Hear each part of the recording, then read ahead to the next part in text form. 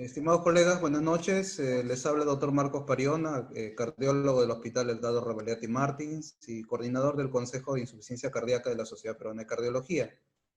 Es un gusto para mí acompañarlos en esta tercera jornada de este primer curso virtual de insuficiencia cardíaca auspiciado por la Sociedad Peruana de Cardiología. Y en esta oportunidad vamos a tocar el tema del bloque, es insuficiencia cardíaca en escenarios particulares, ¿no? Vamos a comenzar revisando lo que corresponde a cardiooncología. Seguidamente revisaremos fibrilación auricular y luego diabetes mellitus, ¿no?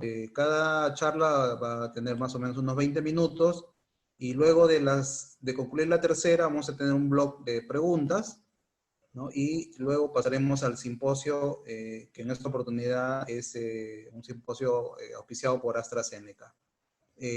Nuestro primer expositor es el doctor Edgar Quispe. El doctor Edgar Quispe es cardiólogo que labora actualmente en el Instituto Nacional de Enfermedades Neoplásicas, en la unidad de cardiooncología, y que a pesar de ser un cardiólogo joven, tiene una experiencia bastante importante en lo que corresponde a cardiooncología. Él tiene formación en España al respecto.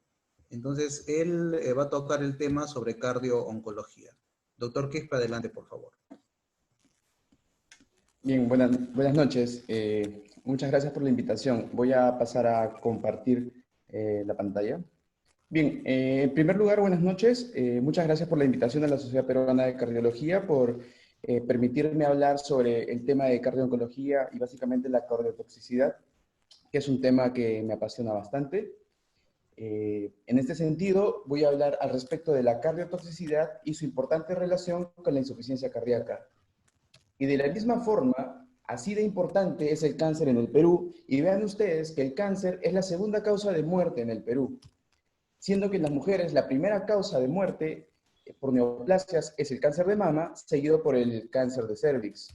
Con respecto a los hombres, el cáncer más frecuente es el cáncer de próstata, seguido por los cánceres del tracto gastrointestinal.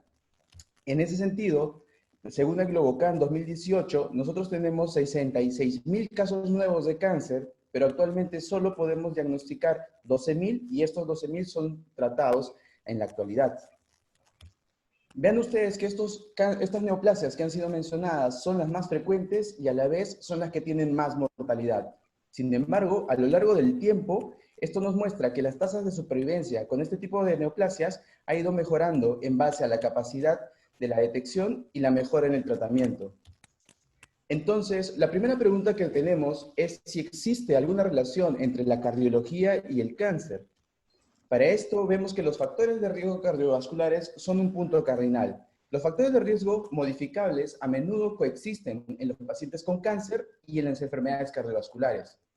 Los estudios prospectivos muestran a la obesidad y su relación con la aparición de cáncer de esófago y el cáncer de endometrio, la diabetes mellitus 2 y su asociación con el colangiocarcinoma y el cáncer endometrial, a la hipertensión arterial y su relación con la aparición de cáncer hepático y cáncer renal, y cómo la dislipidemia se asocia con la aparición de cáncer de mama. Por lo tanto, los factores de riesgo cardiovasculares forman un punto de intersección entre el cáncer y la enfermedad cardiovascular. Así también la edad, el sexo, la genética, la presencia del tabaquismo, la diabetes y la obesidad también forman los factores de riesgo cardiovascular, formando una conexión entre el cáncer y la enfermedad cardiovascular. Entonces, dentro de la perspectiva de la cardiooncología, vemos que los factores de riesgo cardiovasculares se asocian a eventos cardiovasculares y estos mismos factores de riesgo cardiovasculares se asocian a la aparición de las neoplasias. En ese sentido, el cardiólogo necesita tener un enfoque del cáncer bastante general y una forma simple de hacerlo es básicamente poderlos dividir entre el gran grupo de neoplasias hematológicas y las neoplasias sólidas. En este sentido, vemos que la quimioterapia tiene un punto cardinal, así que también como en las neoplasias sólidas, en las estrategias de cirugía, radioterapia y quimioterapia. Sin embargo, cuando hablamos de quimioterapia, hablamos de algo bastante complejo. Hablamos de diferentes tipos de fármacos quimioterápicos que se juntan o se unen para hacer sinergia, que tienen un diferente número de ciclos, se otorgan por un determinado tiempo, que esta terapia puede ser neoadyuvante, puede ser adyuvante, que se puede unir con la radioterapia o se puede unir con la cirugía, y esto lo convierte en un campo bastante complejo. Así también los esquemas de quimioterapia pueden ir desde esquemas muy simples hasta esquemas muy complejos. Por lo tanto, el cardiólogo debe entender que el enfoque del cáncer debe ir dirigido hacia el tipo de la neoplasia, hacia el tipo de cirugía, la radioterapia, la quimioterapia, los números de ciclos de que reciben estos pacientes, la intensidad de cada esquema quimioterápico y así también como la respuesta de los pacientes. En ese sentido, una manera simple de poder dividir el compromiso o las complicaciones cardiovasculares producto de las terapias antineoplásicas es el daño mecánico que puede involucrar el miocardio y el pericardio, el daño eléctrico con respecto a las arritmias y el daño hidráulico teniendo en cuenta la vasculatura arterial, venosa y el componente valvular. Si ustedes miran la imagen de la diapositiva, verán que la mayor cantidad de fármacos antineoplásicos tienen mucha relación con el daño de la musculatura cardíaca. En ese sentido, nos permite entender que la cardiooncología tiene un espectro amplio que comprende la cardiomiopatía, la enfermedad pericárdica, la enfermedad valvular, la enfermedad vascular, la hipertensión arterial, la enfermedad tromboembólica y las arritmias. Sin embargo, cuando hablamos estrictamente de cardiotoxicidad, las definiciones utilizadas en los ensayos clínicos difieren, pero todas definen temáticamente la cardiotoxicidad como una disminución en serie de la fracción de eyección del ventrículo izquierdo. En ese sentido, vemos que la doctora Cardinale en sus trabajos nos muestra que la cardiotoxicidad ocurre en aproximadamente 9% de los pacientes, teniendo este valor como un valor de incidencia. Así, esto se convierte en un problema y aparecen las primeras unidades de cardiooncología para el 2011. Sin embargo, ya para el 2016 vemos que estas unidades incrementan en número para poder responder a la problemática y actualmente en el mundo vemos cómo las unidades de cardiooncología van apareciendo para poder enfrentar este problema. Así también la unidad de cardiooncología que aparece en nuestro país, en el Instituto Nacional de Enfermedades Neoplásicas. Vemos también que los fármacos que tienen una gran relación para poder producir disfunción del ventrículo izquierdo e insuficiencia cardíaca son básicamente las antraciclinas, los fármacos anti-ER2, los inhibidores de los factores de crecimiento vascular endotelial, así también como los inhibidores de la tirosina quinasa. Y son estos grupos de fármacos que tienen una mayor incidencia de disfunción del ventrículo izquierdo y de insuficiencia cardíaca. Y dentro de ellos, las antraciclinas y los anti-ER2 como el trastuzumab son los que presentan una mayor incidencia. Así, cuando hablamos de la disfunción del ventrículo izquierdo y o insuficiencia cardíaca, estamos hablando de cardiotoxicidad. Y al hablar de cardiotoxicidad, hablamos de los tipos de cardiotoxicidad. Así, sabemos que existen dos tipos de cardiotoxicidad. La tipo 1, que genera un daño cardíaco de forma irreversible y que tiene como fármaco prototipo a las antraciclinas. Y la toxicidad cardíaca de tipo 2, que genera un daño cardíaco reversible y tiene como fármaco prototipo al trastuzumab. En este sentido, esto nos permite comprender la importancia de identificar la toxicidad cardíaca, porque esto debe ser dirigido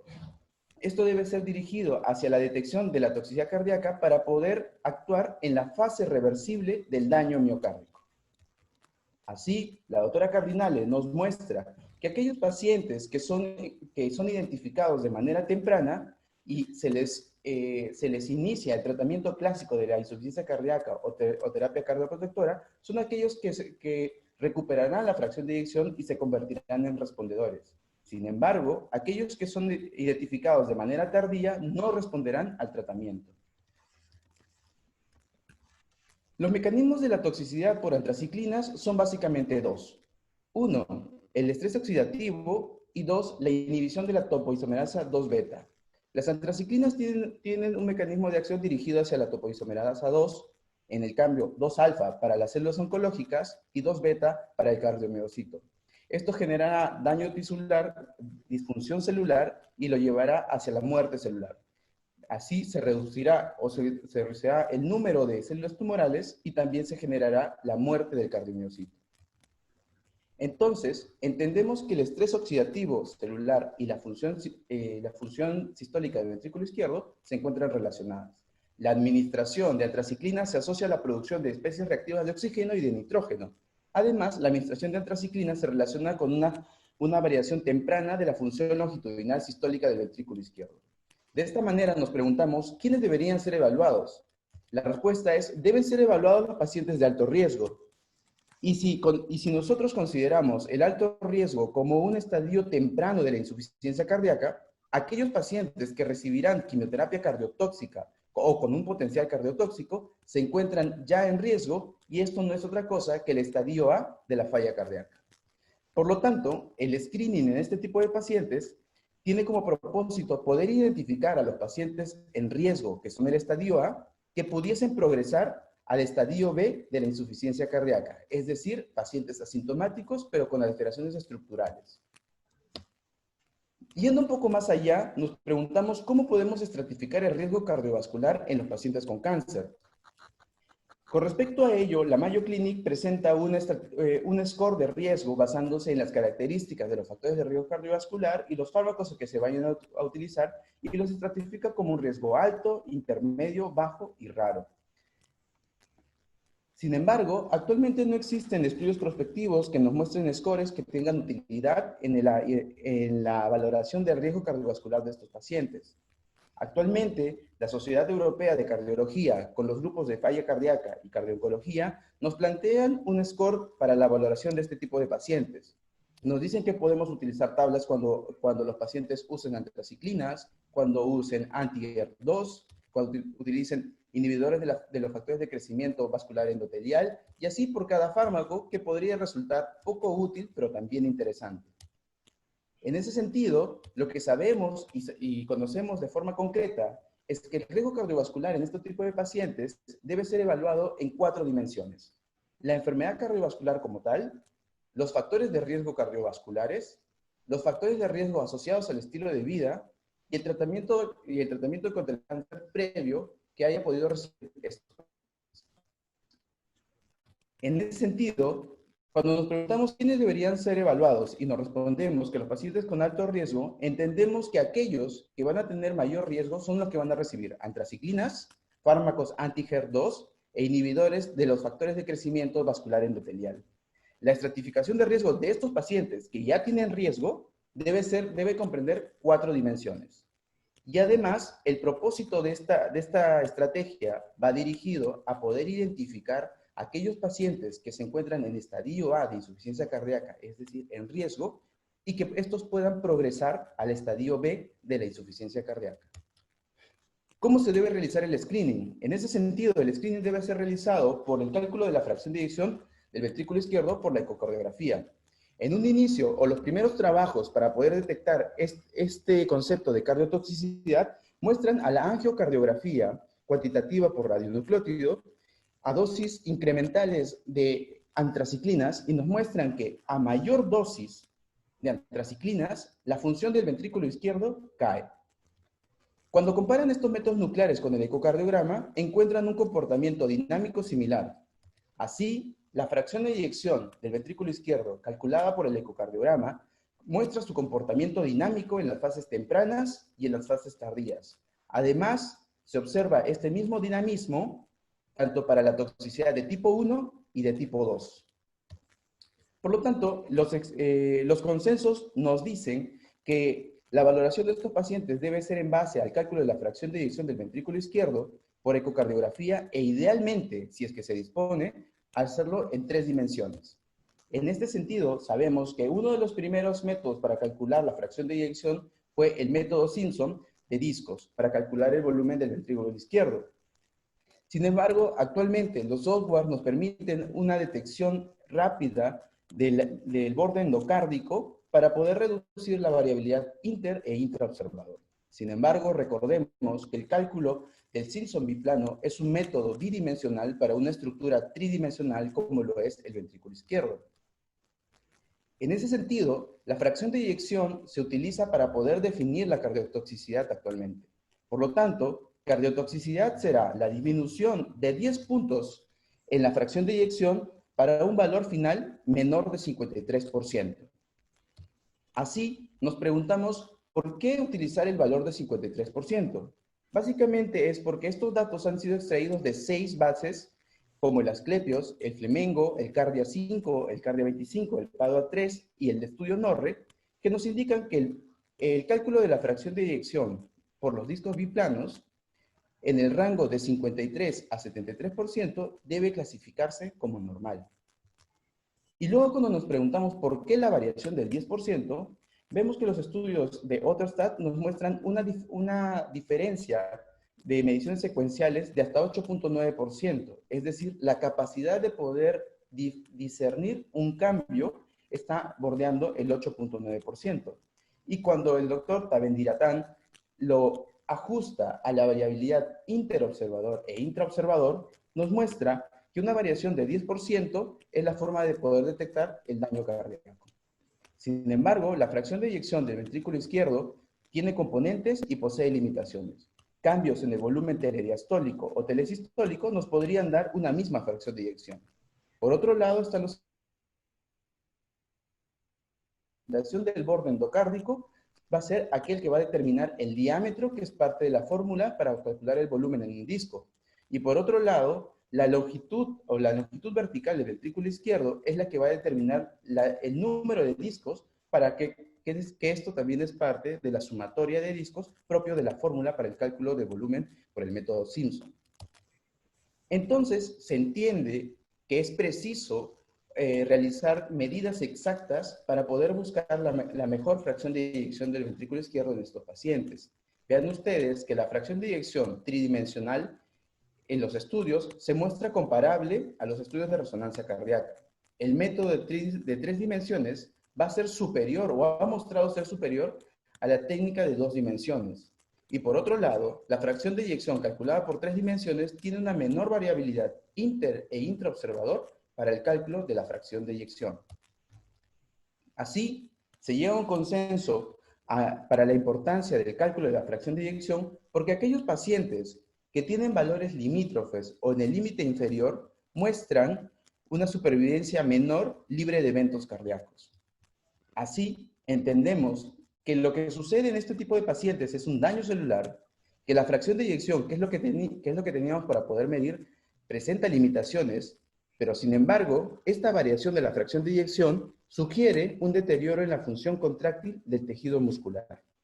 En ese aspecto, vemos que el estrés oxidativo tiene mucha relación con la disfunción contráctil.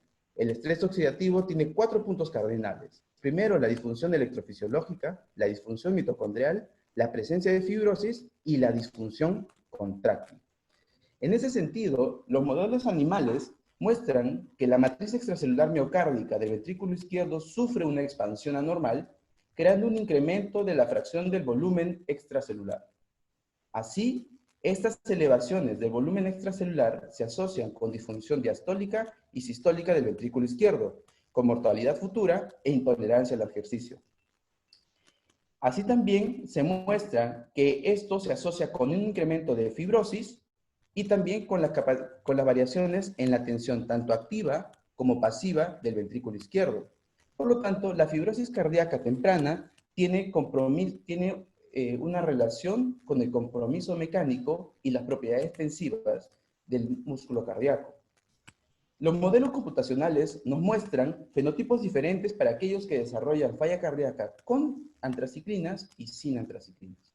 La falla cardíaca sin antraciclinas se caracteriza por un aumento de la rigidez, una disminución de las propiedades tensivas y una dilatación ventricular. Sin embargo, cuando se desarrolla la insuficiencia cardíaca por doxorubicina o antraciclinas, básicamente lo que vemos es una tendencia más fuerte hacia una contracción activa reducida, una dilatación menor y un ventrículo más rígido.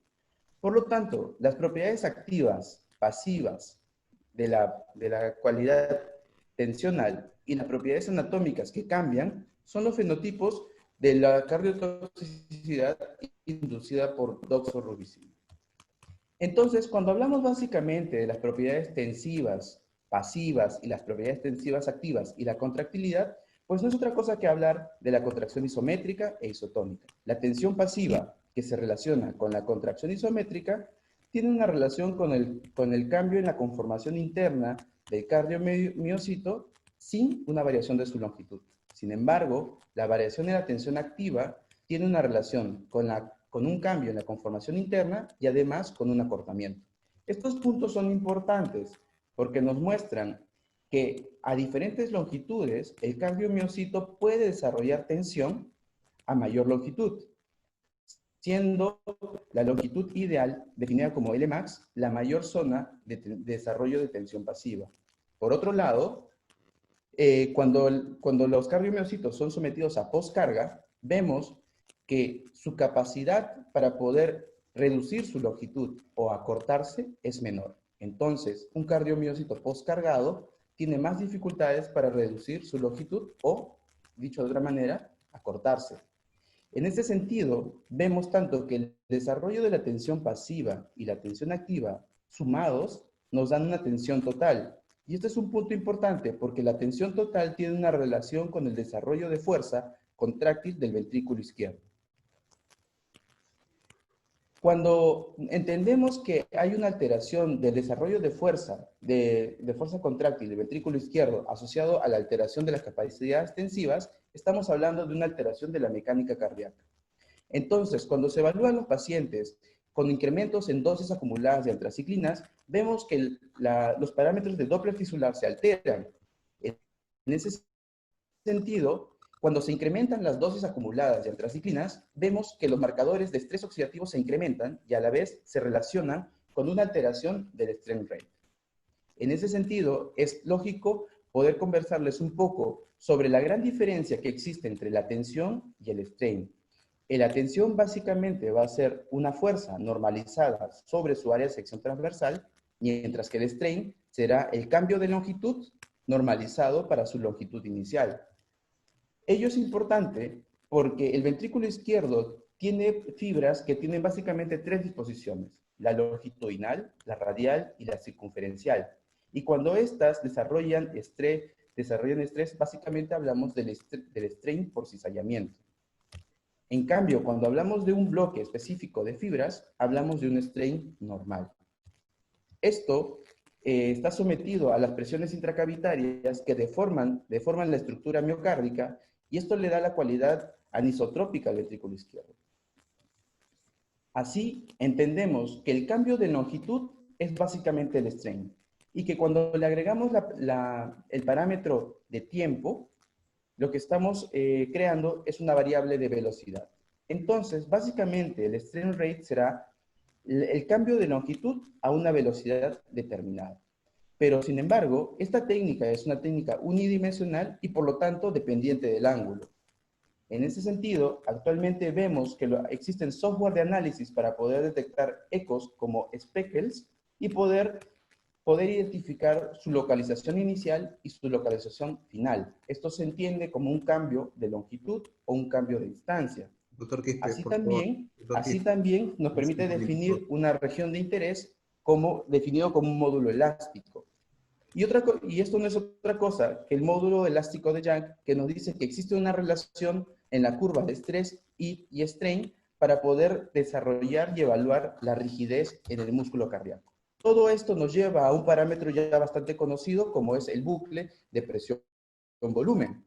Así, las técnicas de Speckle Tracking para poder definir la deformación miocárdica se establecen como una técnica para poder evaluar la rigidez del ventrículo izquierdo, producto del incremento del volumen extracelular y la alteración de las propiedades tensivas por la cardiotoxicidad. Así, cambiamos el paradigma en el análisis de la función del ventrículo izquierdo en estos pacientes y pasamos de la evaluación de un cambio de volumen calculado por la fracción de eyección a la evaluación de las propiedades tensoras del ventrículo izquierdo determinada por el Speckle Tracking. Y básicamente lo que estamos haciendo es analizar la mecánica ventricular. La alteración del strain longitudinal se establece con sus propiedades aditivas para poder predecir toxicidad cardíaca, así también como la troponina. Y básicamente lo que vemos es que aquellos pacientes que se pueden encontrar asintomáticos, sin cambios en la fracción de eyección, ya pueden tener cambios en el strain longitudinal global, y esto demuestra que es una reducción temprana del strain longitudinal global va a predecir la cardiotoxicidad subsecuente. Actualmente ya se encuentran los primeros resultados de uno de los ensayos más grandes para poder determinar el seguimiento con strain longitudinal, que es el SUBCUR Trial, que nos muestra que aquellos pacientes que son seguidos por strain longitudinal tienen menor cantidad de eventos de cardiotoxicidad comparado con el grupo que solo es seguido con la fracción de eyección. En este sentido, el estudio basal está determinado por la evaluación o la cuantificación de la fracción de eyección medida por ecocardiograma. Así, la fracción de eyección nos permite clasificar a estos pacientes en dos grupos, aquellos que tendrán menos del 50% y aquellos que tendrán más del 50%, siendo que aquellos que tienen valores entre el 50 y el 55%, considerándose un límite bajo, se van a considerar los pacientes en alto riesgo y con posibles efectos cardiotóxicos de la quimioterapia. Y aquellos pacientes que tienen menos del 50% se podrán beneficiar de la terapia de cardioprotección con YECAS y betabloqueadores.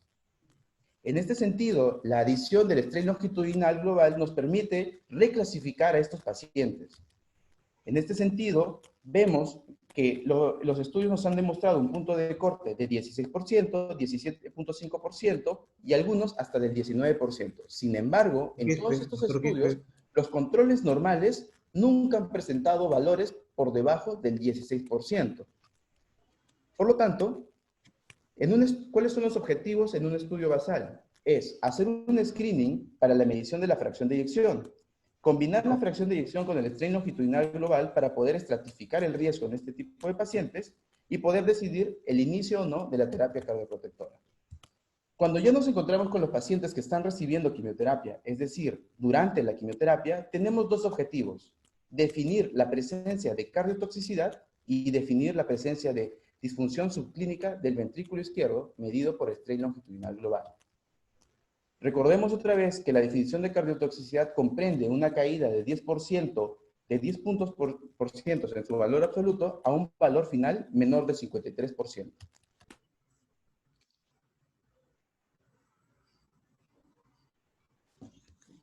Doctor, ya está el micro. Sí, ok. Doctor Quispe, no sé si me escucha, doctor Quispe. Doctor Quispe, sí, creo que ya estamos con el tiempo cumplido. Vamos a dejar para las preguntas cualquier otra cosa, ¿sí?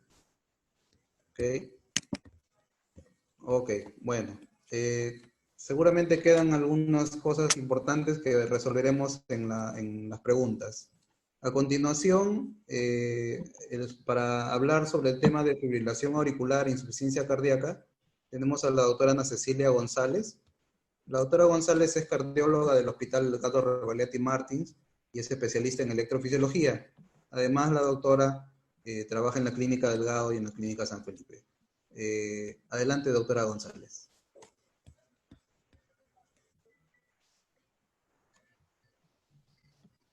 Muy buenas noches. Primero, agradecer por la invitación a este primer curso internacional virtual de insuficiencia cardíaca. Hoy día yo voy a hablar sobre lo que es fibrilación auricular e insuficiencia cardíaca. Bueno, sabemos que la prevalencia global de la fibrilación auricular cada vez va en aumento y esta se considera que es la arritmia sostenida más frecuente con una elevada prevalencia a nivel mundial. Esta prevalencia ha ido incrementando con el transcurso de los años y esto no solamente se ve en la fibrilación auricular, sino también se ve en la prevalencia de la insuficiencia cardíaca. Se estima que la edad es un factor de riesgo mayor que incrementa según edad, mayor prevalencia no solo de la fibrilación auricular. Se estima incluso que en Europa 1 de cada 3 individuos alrededor de los 55 años pueden presentar fibrilación auricular. Similar data en lo que es la falla cardíaca. 1 de cada 5 individuos mayores de 40 años tienen riesgo o pueden presentar insuficiencia cardíaca. Y 1/3 de estos muchas veces minimiza los síntomas. La fibrilación auricular tiene un elevado impacto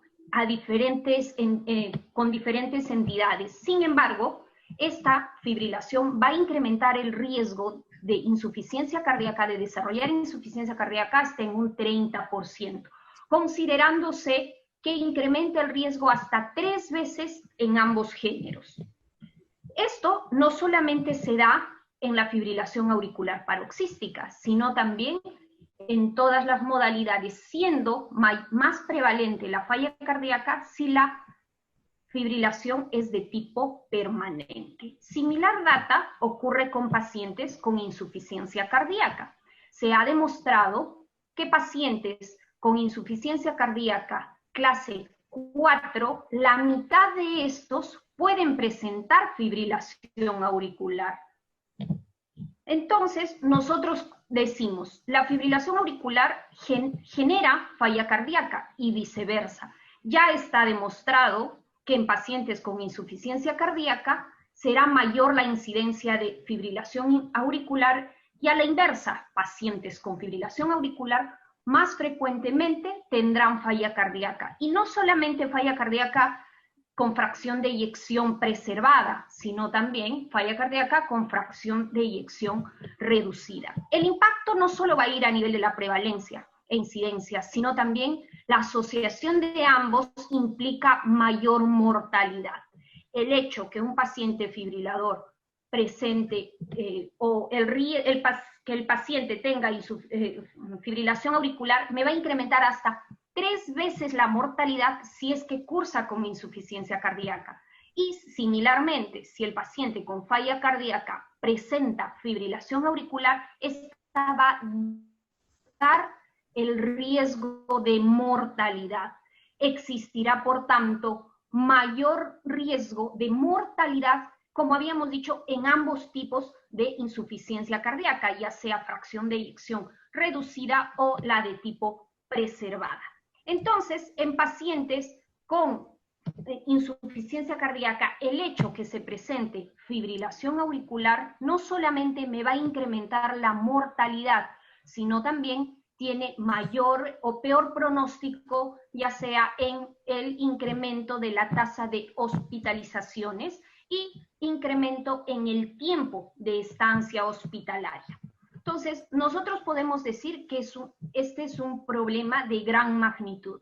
Según los registros, elevada tasa de insuficiencia cardíaca en los pacientes fibriladores, mayor en pacientes con fibrilación auricular permanente. La fibrilación aumenta 3 veces el desarrollo de riesgo de insuficiencia cardíaca y sobre todo el riesgo de mortalidad. Paciente que tiene fibrilación triplica la mortalidad si es que presenta insuficiencia cardíaca y los pacientes con insuficiencia cardíaca duplican la mortalidad si presentan fibrilación auricular. Sin embargo, todos nos hacemos la pregunta cuando tenemos un paciente con estas dos entidades. ¿Cuál fue primero? ¿Es la correlación al ejemplo el huevo o la gallina? Similarmente, estas dos entidades comparten muchos factores de riesgo en común. La edad, sexo masculino, hipertensión, obesidad, diabetes, el SAOS, dislipidemia. Y estas dos entidades tienen mecanismos fisiopatológicos que generan un círculo vicioso. Existe alteraciones hemodinámicas, alteraciones neurohormonales, como la activación del sistema renina-angiotensina-aldosterona, hay activación del sistema adrenérgico, y además también existe cambios a nivel intracelular. Existe, por lo tanto, un círculo vicioso en el cual la fibrilación auricular pone en riesgo de mayor fibrosis, a su vez por la taquicardia e irregularidad, posibilidad de desarrollar falla cardíaca, mayor fibrosis, disincronía auricular y la insuficiencia cardíaca, a su vez, mayor riesgo de fibrilación auricular, generando un ciclo de interdependencia. Me gustó una correlación de estas dos entidades que las llaman como que son una pareja explosiva. Un término que no tenemos que dejar de olvidar como cardiólogos, siempre lo tenemos que tener en cuenta, es la cardiomiopatía inducida por arritmia o la taquicardiomiopatía. Esta entidad es una entidad ya antigua, sin embargo, es importante recordar la definición que es una disfunción sistólica secundaria a una taquiarritmia. Esta puede ser de tipo paroxística o de tipo persistente. Y la principal causa en esta entidad es la fibrilación auricular. ¿Cuál va a ser la principal característica? Es que la fracción de eyección recupera cuando nosotros tratamos la arritmia, ya sea esta recuperación puede ser de manera completa o de manera parcial. Es así que se clasifica o tenemos dos tipos de taquicardiomiopatía. La tipo 1 es la que está inducida netamente por la arritmia y una vez que tratamos esta, la fracción de eyección recupera ad íntegro. Y la tipo 2 es aquella que es mediada o exacerbada por la arritmia, en la cual la recuperación va a ser parcial. La clave importante para este diagnóstico es que nosotros tenemos que detectar la arritmia ante una presencia de disfunción sistólica inexplicada. Es importante tener en cuenta esta entidad. ¿Por qué? Porque tratar precozmente podemos recuperar en su totalidad la fracción de eyección. El enfoque de manejo es similar en cuanto a las características de manejo que nosotros vamos a dar para fibrilación auricular. Esta es la última guía, me gustó mucho el ABC, en el cual nosotros no tenemos que perder esta orientación. Primero, el 1, considerar, todos sabemos el CHADS-VAX, catalogar a todo paciente con fibrilación auricular, y veamos que la insuficiencia cardíaca ya nos da un punto, en el cual el punto va a estar dado por una falla cardíaca recientemente descompensada, independiente de la fracción de eyección, o la presencia de deterioro de la función del ventrículo izquierdo ante cualquier modalidad de imagen. El tener insuficiencia cardíaca, ya sea con fracción de eyección preservada o reducida, ya nos da un punto. ¿Y qué nos dice el tener esta falla cardíaca? Nos va a incrementar el riesgo de stroke hasta 2 veces. O sea, per se, la insuficiencia cardíaca ya está duplicando el riesgo. Por lo tanto, si solamente el paciente, por ejemplo, tuviera un punto, ¿qué nos dice la guía? Si hay un solo punto, nosotros deberíamos considerar el inicio de la anticoagulación con una indicación 2A, solamente el hecho de tener la insuficiencia cardíaca. Otro contexto que ya queda bastante claro es obviamente si el paciente varón tiene mayor o igual a 2 puntos o la mujer mayor a igual 3. Pero si solo tuviera falla cardíaca y es varón, nosotros ya deberíamos considerar, y bueno, si es mujer ya van a ser 2 puntos asociados a la falla cardíaca. El segundo punto de manejo es lo de el punto de Vedder, mejorar los síntomas, mejorar el manejo de los síntomas. Por muchos años se habló de cuál es mejor, control de ritmo, control de frecuencia. Varios estudios antiguos de los años 2002, 2003, en el cual se decía que el control de frecuencia es igual al control del ritmo. Sin embargo, estos estudios son estudios ya antiguos en los cuales la ablación por catéter no estaba ampliamente disponible y tampoco la tecnología era había avanzado tanto como es a la fecha. Este es un fluxograma que me gustó mucho en cuanto a lo que es el manejo de la falla cardíaca. Si nosotros tenemos un paciente con una falla cardíaca o disfunción sistólica, una insuficiencia cardíaca con fracción de eyección reducida y la fibrilación auricular es de reciente inicio, obviamente si el paciente está descompensado, lo primero que tendremos que hacer es cardioversión eléctrica. Ya hablamos o ya tocamos el punto de anticoagulación. Otro punto es lo del balance hidroelectrolítico y veamos, el siguiente punto va a ser nuestro objetivo de control de frecuencia. El control de frecuencia actualmente las recomendaciones es no ser tan estrictos, somos más permisivos en cuanto a lo que es la frecuencia cardíaca. ¿Y por qué? ¿Hasta cuánto yo voy a llevar a un paciente con falla cardíaca y fibrilación auricular? ¿Hasta cuánto de frecuencia va a ser mi objetivo? Ya está demostrado que si el paciente tiene insuficiencia cardíaca y está en ritmo sinusal, mientras esté próximo a 70, va a disminuir mortalidad y disminución de estancia hospitalaria versus frecuencias cardíacas mayores. A diferencia, si un paciente tiene insuficiencia cardíaca y fibrilación auricular, se ha demostrado que se incrementa la frecuencia cardíaca. Por ejemplo, en este caso, el hecho de tener mayor a 98 latidos, el paciente va a tener mejor curva de sobrevida versus frecuencias cardíacas mucho menores. Es por ello, y en base a esta data, que se recomienda ser más permisivos en cuanto a hasta cuánto voy a llevar, cuál va a ser mi objetivo, y la recomendación de la guía precisamente es hasta 110 latidos por minuto al reposo. Entonces, ¿cuál es el fluxograma? Si nosotros optamos agudamente control de frecuencia, si el paciente tiene disfunción sistólica o insuficiencia cardíaca con fracción de eyección reducida, nuestra primera línea de tratamiento serán los beta bloqueadores.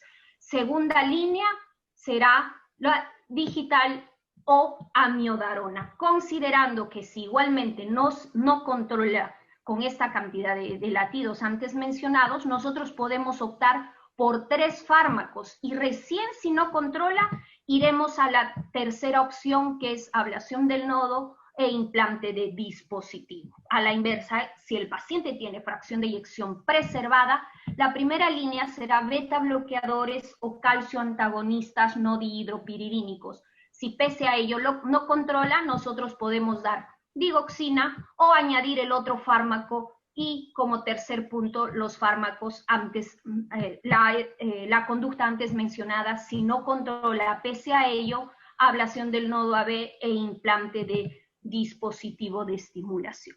¿Qué nos dice entonces la guía? La guía nos dice que si el paciente tiene fracción de eyección o más de 40, será de elección beta bloqueadores o calcio antagonistas no dihidropiridínicos. Pero si tiene fracción de eyección menos de 40%, optaremos por beta bloqueadores y o digitales. Vean que la amiodarona solamente, si bien es cierto, está ya como tercer fármaco, lo podemos usar, pero con indicación 2B solamente si el paciente tiene una fracción de eyección severamente deprimida para un control agudo de la respuesta ventricular. ¿Qué respecto al control de ritmo? Ya desde los años 2008-2009 se publicaron inicialmente series de casos en el cual se vio que pacientes con disfunción sistólica severa de etiología idiopática, a los que se les hacía ablación de las venas pulmonares, se demostró que mejoraban la fracción de eyección.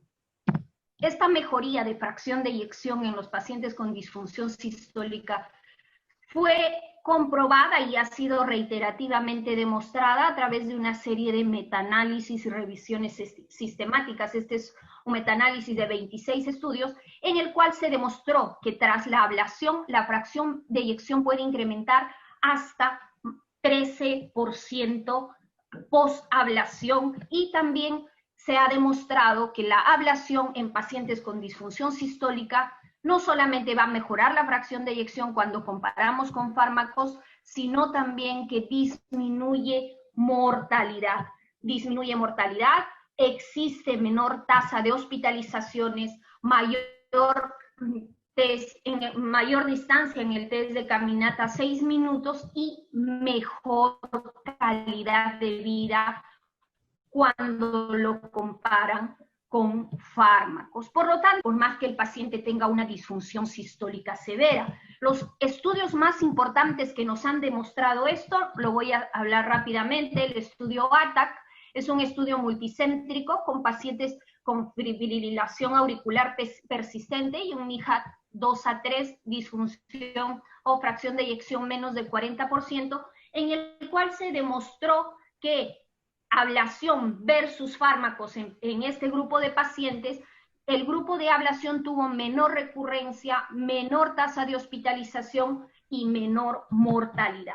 Por otro lado, el estudio Cámara MRI demostró en aquellos pacientes con cardiomiopatía idiopática, fracción de eyección menos de 45% y fibrilación auricular persistente, le hicieron una resonancia magnética previa a la ablación, en los cuales resaltaron o vieron qué pacientes tenían realce tardío y se comparó ablación versus terapia médica, un nuevo control de resonancia a los 6 meses, y se demostró que los pacientes posablación tenían una mayor proporción de mejoría de la fracción de eyección, sobre todo en aquellos pacientes que no tenían realce tardío o captación por gadolinio en la resonancia. Y otro, el tercero, y tal vez uno de los más importantes, es el Castle AF, que fue publicado en el New England en el 2018, en el cual la ablación en pacientes con falla cardíaca, fracción de eyección menos 35% y que ya tenían un dispositivo tipo CDI, demostró que la ablación tenía mejor tasa de sobrevida respecto a terapia médica y no solamente era el punto duro de muerte, sino también menor tasa de hospitalizaciones. Es así que la guía actualmente lo considera la ablación como la mejor estrategia para el control del ritmo. Sin embargo, siempre va a estar presente si es que el paciente tiene síntomas o no. Pero es otra vez que nos pone acá la guía, tenemos que considerar y tenemos que tener en mente si es que el paciente realmente tiene una cardiomiopatía mediada por la taquicardia, en la cual la indicación va a ser mucho mayor. Veamos que en aquellos pacientes con fracción de eyección reducida y una fibrilación auricular paroxística o persistente, obviamente siempre va a ser la elección del paciente, pero la ablación ha llegado a tener una indicación clase 1 para realizar en este grupo de pacientes. ¿Qué nos dice entonces la guía? Que la ablación por catéter está demostrado o tiene una indicación tipo 1B, sobre todo en aquellos pacientes con disfunción sistólica para mejorar la fracción de eyección, sobre todo si nosotros sospechamos que es una cardiomiopatía inducida por arritmia. Y menor indicación, con una indicación 2A, en aquellos pacientes con fibrilación auricular y fracción de eyección reducida para mejorar la sobrevida y además reducir la tasa de hospitalizaciones. No solamente la indicación va a estar dada o está dada en pacientes con insuficiencia cardíaca con fracción de eyección reducida,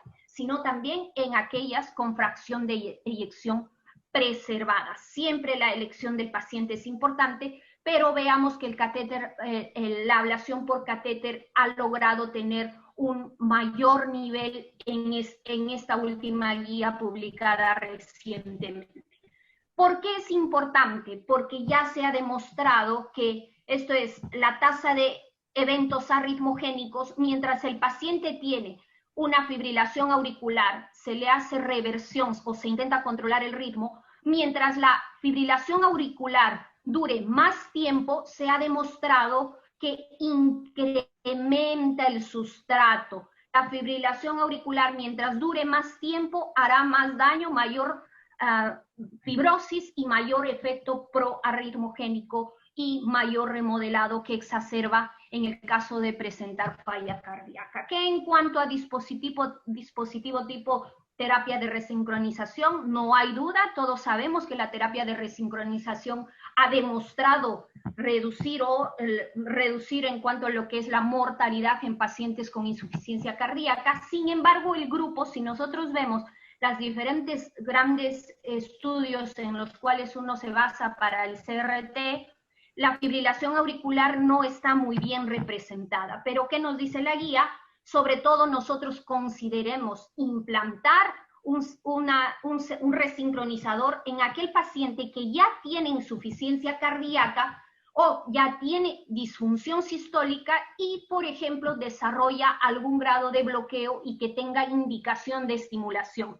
Entonces, paciente que tenga indicación de estimulación por un bloqueo AV de alto grado, nosotros ya tenemos que pensar que tiene indicación con indicación 1A de una terapia de resincronización. Y la otra indicación de CRT en fibrilación auricular es la ya conocida fracción de eyección menos de 35%, QRS ancho y una clase funcional 3-4 en terapia médica óptima. Un punto que está muy en boga es lo que es la estimulación gisiana. La estimulación gisiana ha demostrado, es mi última diapositiva, ha demostrado disminución de los volúmenes diastólicos finales y mejoría de fracción de eyección. Esto es, si no controla el paciente, control de frecuencia, y nosotros optamos a ablación del nodo, un buen punto a considerar es la estimulación gisiana. No olvidemos que tenemos que controlar todos los factores de riesgo. Y ya para concluir, Puntos importantes. La insuficiencia cardíaca y la fracción de eyección tienden a coexistir, comparten factores predisponentes. La combinación es cada vez mayor. La fibrilación conlleva más fibrilación, más insuficiencia cardíaca, incrementa la morbimortalidad. Recordemos que el ritmo sinusal tenemos que mantenerlo siempre que sea posible. La ablación mejora la fracción de eyección, menor tasa de hospitalizaciones, menor mortalidad, mejor calidad de vida, y no olvidemos el diagnóstico de la cardiomiopatía inducida por arritmia, en la cual el resultado de la ablación es muy importante, puede no llegar a normalizar y revertir en su totalidad la disfunción sistólica. Gracias. Ok, gracias, doctora. Simplemente para recordar, si es que no lo han hecho, por favor inscribirse. Eso es necesario para lo del creditaje. Le dan al botón del chat y ahí hay un link que los va a llevar para hacer una inscripción pequeña. Bueno, continuamos en este bloque y ahora, bueno, es un gusto presentar al doctor Armando Godoy. Armando es cardiólogo del Instituto Nacional Cardiovascular, el INCOR, y profesor de la Universidad de San Marcos, y tiene una amplia trayectoria en la insuficiencia cardíaca. Él ha prometido hacerlo en 15 minutos, y él va a tocar el tema, que es algo que está muy de moda ahorita en insuficiencia cardíaca, que es la asociación entre insuficiencia cardíaca y diabetes mellitus. Adelante, Armando. Gracias, Marco. Yo lo hago en 15 minutos, si es que Anacel me da permiso para presentar mis diapositivas. Anacel, libérame, por favor. Tiene que dejar de compartir. Eso, gracias. Buenas noches. Por intermedio tuyo, Marco, quiero agradecer a la Sociedad Peruana de Cardiología por hacer ya de este curso un tópico clásico en sus actividades. Me alegra que se esté presentando como ya una continuidad regular el tema de insuficiencia cardíaca. Nosotros tenemos que entender que la insuficiencia cardíaca y la diabetes mellitus son muy prevalentes. La insuficiencia cardíaca se habla alrededor de 2% en la población mundial y la diabetes en alrededor de 7 a 8%. Si nosotros tenemos un incremento en hemoglobina glicosilada de 1%, puede haber un incremento en insuficiencia cardíaca en el riesgo de 8 a 36%. Los pacientes con insuficiencia cardíaca en más del 60% tienen resistencia a la insulina, y hay una serie de factores para hacer insuficiencia cardíaca en los pacientes en el contexto de diabetes. El tiempo de duración de la enfermedad, la presencia de daño renal, la enfermedad arterial coronaria establecida, el índice de masa corporal, la enfermedad arterial periférica, el tratamiento que recibe, y también se postula la presencia de una cardiomiopatía diabética. La insuficiencia cardíaca puede ser el primer debut en algunas circunstancias. Habitualmente se concibe como el segundo debut de la diabetes en complicaciones, seguida de la que es la suma de enfermedad aterosclerótica. El paciente diabético al momento del diagnóstico es comparable con un paciente que ya tuvo un infarto. Son datas clásicas, y desde ya no sería raro de que un paciente con diabetes haga insuficiencia cardíaca como primera manifestación de debut cardiovascular. Mayoritariamente hacen enfermedad aterosclerótica, tipo stroke, tipo infarto agudo de miocardio. Se sabe de que la gente hace más eventos cardiovasculares, y quiero yo acá hacer ya hincapié en la falla cardíaca. La falla cardíaca es muy prevalente, tanto en los pacientes con el tiempo de antigüedad y los tratamientos que reciben. Si eso le añadimos tiempo de enfermedad, grupo etario, la medicación y los tipos de desenlaces cardiovasculares en el tiempo, no deja de ser la insuficiencia cardíaca muy prevalente. En los pacientes ya diabéticos, la suma de falla cardíaca y diabetes da un 33% de eventos cardiovasculares, de desenlaces, y los pacientes que están en seguimiento de la data del renal y del life con diabetes hicieron más hospitalización por falla cardíaca. O sea, por donde se vea, el paciente diabético hace falla cardíaca, y por el otro lado, el paciente con insuficiencia cardíaca hace diabetes, como vamos a ver la secuencia lógica, y ambos producen más posibilidad de comorbilidad de amplio criterio y de amplio daño, como sería más posibilidad de eventos, como se describe casi 33% en algunas datas. Insuficiencia cardíaca, como sabemos, es una condición de pronóstico definido, claro, evolutivo. Se sabe que si tratas a una persona con falla cardíaca con fracción de eyección reducida de manera adecuada, al cabo de 2 años el 20% va a fallecer, el 80% sobrevive, pero si eso nosotros lo vamos proyectando en pacientes con clases funcionales más avanzadas, lógicamente eso es más oneroso, se llega a hablar de 50% al cabo de 5 años. Si bien se habla de la reducida como de un pronóstico mejor por los impactos que tenemos en su tratamiento, la preservada está siendo más prevalente por la mayor longevidad de la población y además con el agravante de que no hay una forma adecuada de tratarlas, y eso es lo que se ve en el tiempo. Más prevalencia de falla con fracción de eyección preservada. Importante es también hacer hincapié en la falla renal, ¿no? La falla renal coexiste con el paciente diabético, con el paciente con falla cardíaca, en porcentajes variables. En condiciones de daño renal establecido hay una prevalencia de 17 a 21%. Los pacientes que ya hacen síntomas de falla cardíaca y están en deterioro renal mayor, se puede encontrar hasta el 55%. Y en los pacientes en diálisis se puede tener hasta en 44% de ellos. Incrementa 10 veces más la mortalidad. Y esta asociación diabetes, insuficiencia cardíaca y falla renal es muy importante porque son puntos duros a considerar en el tratamiento de los pacientes.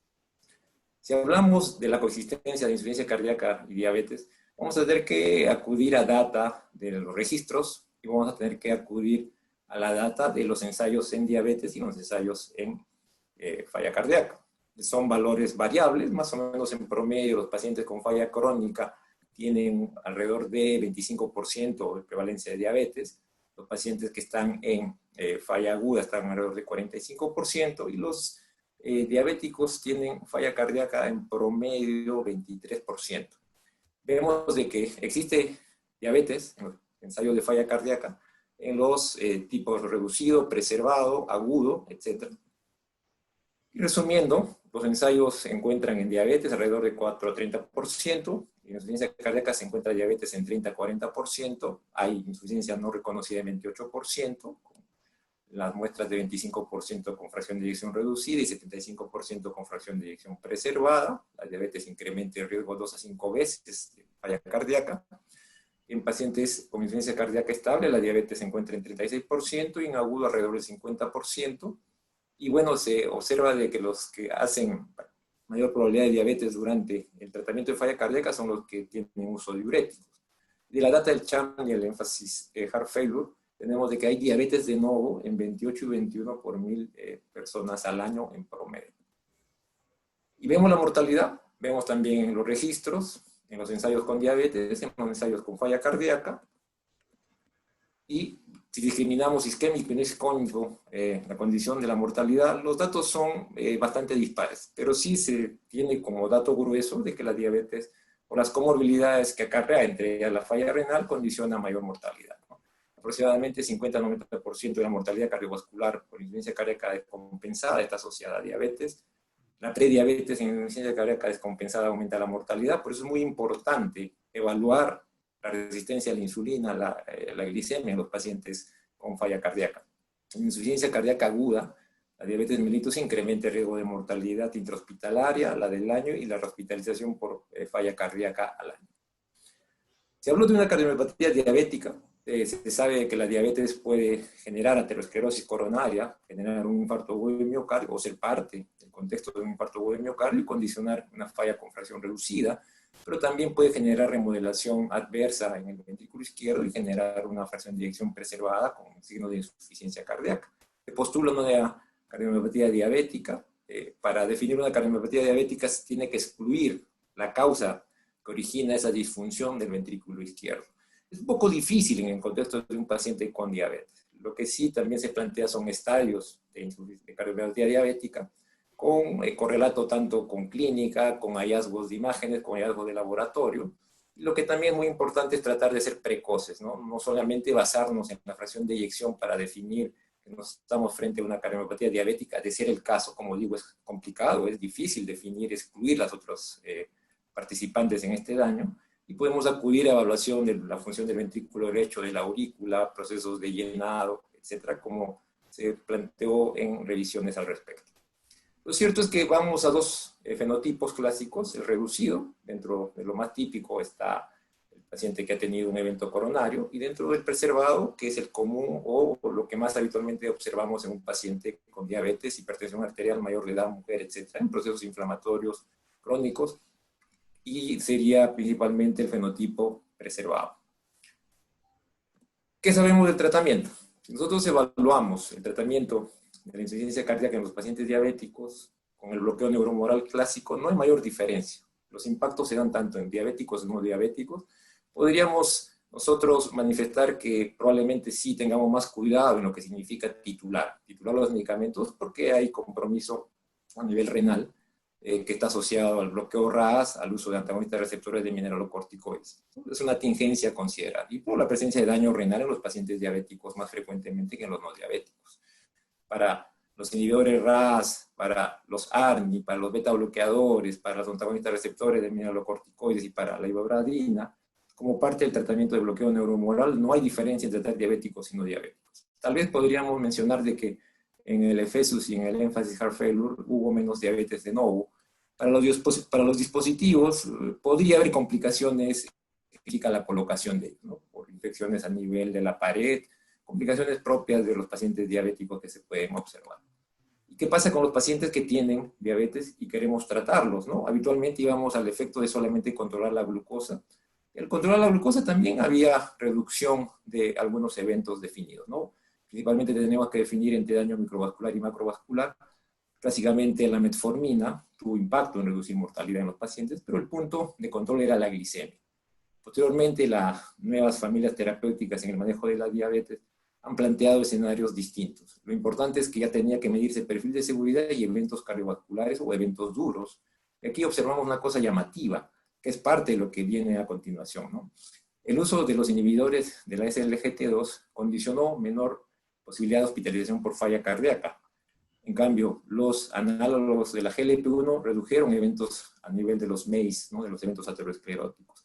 Algunos medicamentos, como los inhibidores de la PP4, generaron más bien deterioro en los pacientes con falla cardíaca. Y esto da pie a que ya no se tenga que manejar necesariamente la glicemia como un punto en los pacientes diabéticos. Es importante, sí, pero no es lo principal. Y ahí vienen los beneficios de las nuevas familias terapéuticas. Y hago foco en los inhibidores de la SGLT2. Ellos redujeron hospitalización por falla cardíaca en valores con empagliflozina de 35%, canagliflozina de 33% y dapagliflozina de 27%.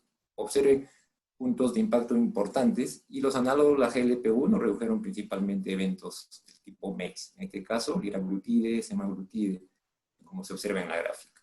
Si nos vamos a centrar en el manejo de la falla cardíaca, indudablemente los que tienen mejor perfil son los inhibidores de la SGLT2. ¿Y cómo funcionan? Bueno, tienen efectos a nivel cardíaco, con lo que significa cambio en el uso de los sustratos, se utilizan los cuerpos cetónicos. A nivel renal mejora, produce natriuresis, ¿no?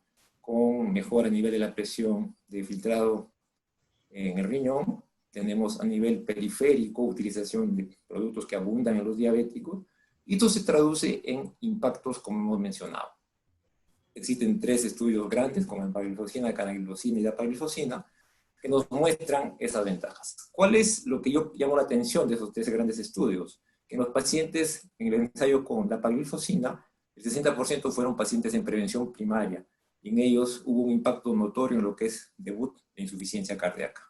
Los 3 estudios con canagliflozina, empagliflozina y dapagliflozina merecen la total consideración para el uso en los pacientes con falla cardíaca. Beneficio claro en lo que significa insuficiencia cardíaca, en diversos grados de depuración de la creatinina, en diversos compromisos de la función renal. Hacen una reducción de 31% de hospitalización por falla cardíaca, progresión a enfermedad renal en 45%, el compuesto combinado de hospitalización por falla cardíaca con muerte cardiovascular 23%, estamos hablando de los 3 mencionados, y los MACE solamente en 11%, y están demostrado este beneficio independientemente de que ya exista daño o antecedentes de enfermedad aterosclerótica cardiovascular definida o historia de falla cardíaca. Y se ve que el espectro va también en función a la función renal que está el paciente mostrando. Entonces hay ventajas a nivel del corazón, a nivel de los vasos y a nivel del riñón. Quiero, como le mencionaba, aclarar que estudio con dapaglifosina tuvo una gran ventaja de que el 60% de pacientes eran pacientes sin enfermedad definida, eran pacientes de riesgo simplemente, lo que daríamos a entender pacientes en estadio A y B, y se redujo la mortalidad y las hospitalizaciones por falla cardíaca en 27%. ¿Qué es lo que dicen actualmente los endocrinólogos? De que sí, pues empecemos con metformina a tratar a estos pacientes y identificamos si algún dato que nos obliga a utilizar o inhibidores de SGLT2 o análogos de la GLP-1, va a depender principalmente si tenemos o no el riesgo de falla cardíaca. Parece esa situación se encamina claramente los inhibidores de la SGLT2. ¿Por qué es importante tratar a estos pacientes? Porque a la larga vamos a disminuir mortalidad, vamos a reducir molestias y vamos a reducir costos. Nosotros en las guías europeas que planteamos que ya podemos iniciar inclusive en los pacientes sin uso de medicamentos para la diabetes, el uso de inhibidores de la SGLT2 o análogo de la GLP-1, dependiendo de lo que queremos tratar. Más riesgo para falla cardíaca, pacientes en prevención primaria, nos decantaremos por los inhibidores de la SGLT2. ¿Qué es lo que sucede? El DICLER nos dio manejo en estadio A y B, pero también el DICLER tiene data con pacientes con fracción de eyección no reducida, es decir, preservados se podría entender, o intermedios, con beneficio también demostrado. Y el DAPA Heart Failure ya fue ir en la siguiente secuencia, ya tratar pacientes con falla cardíaca en estadio C, con fracción de eyección reducida, con 41% de diabéticos en ambos grupos de comparación, y con beneficio en reducción del punto primario de 26%, importante, con terapias estándares establecidas, claras, totalmente del mundo de los ensayos, y con todo el beneficio en todos los grupos de comparación. Diabéticos y no diabéticos se benefician por igual, y recientemente el Emperor Reduce, en el mismo contexto de pacientes, con 49.8% de pacientes diabéticos, también mostró ese beneficio en reducir 25% en el punto final primario. Igual, medicación absoluta, tope, como uno quisiera ver en sus pacientes, y en todos los puntos de comparación beneficio, en este caso tanto para diabéticos y no diabéticos. Las guías canadienses dicen, bueno, trata ya a los pacientes con falla cardíaca y diabetes con este grupo de tratamiento. Nosotros todavía tenemos que esperar las guías convencionales. Lo que es cierto es que cuando hay insuficiencia cardíaca con fracción de eyección reducida, ya podemos plantear tratamiento en estadios A y B, en estadios preventivos, un caso con daños sin manifestaciones clínicas, añadiendo a lo que sabemos inhibidores de la SGLT2. Y en el estadio C, indudablemente, una vez tolerado IECA o ARA2, podemos empezar a tratar con ARNI y ahora añadir también un SGLT2, que está todavía esto claramente a considerarse en las guías y no va a ser la excepción. Finalmente, si queremos evitar de que la diabetes condicione todo este deterioro, podemos impactar a nivel preventivo estadios A y B, estadios A claramente con inhibidores de la SGLT2, evitar eventos de remodelación adversa, cardiopatía diabética, por ejemplo, o eventos coronarios, fracción de eyección reducida, con eso disminuir la expectativa de vida de la población, y esto lo sabemos que la diabetes desde las épocas de Framingham era identificable, y esto también va para el resto de condiciones asociadas a la insuficiencia cardíaca. Probablemente el punto de unión entre la diabetes y la falla cardíaca se pueda reflejar en estos mecanismos en los cuales los inhibidores de la SGLT2 han tenido efecto. Hay prevención primaria, secundaria de la falla cardíaca y el daño renal con este tipo de medicamentos. En este caso hago foco en la dapaglifosina porque aquí lo demuestra el DICLER del grupo TIMI. Y si queremos ya tratar a un paciente con daño establecido, indudablemente tenemos que considerar lo que nos dicen las guías a la vuelta de la esquina, en los cuales el bloqueo neurohumoral está claramente establecido, progresivo a dosis tope, y probablemente este medicamento de Maduro entre a formar parte ya no del grupo de los 3 medicamentos de la base, sino un cuarto medicamento en la base del tratamiento de la insuficiencia cardíaca. Traía a colación esta sinfonía porque es la que he escuchado desde el inicio de la pandemia, es esperanzadora, y también porque nos va a suceder Clara Saldarriaga, a la cual enseñarle falla cardíaca es una osadía. Hay que tratar de endulzarla y hacerla sentir mejor, y agradecerle siempre su presencia en el Perú con otras cosas. Gracias a todos ustedes. Ok, gracias Armando por el tiempo sobre todo. Creo que nos has dado un pequeño espacio para las preguntas. El doctor Quispe, a ver, tengo una pregunta que dice, ¿cuáles deberían ser los momentos para pedir el strain y el dosaje de troponina en los pacientes oncológicos? Señor Ormeño, por favor, el micro para el doctor Quispe.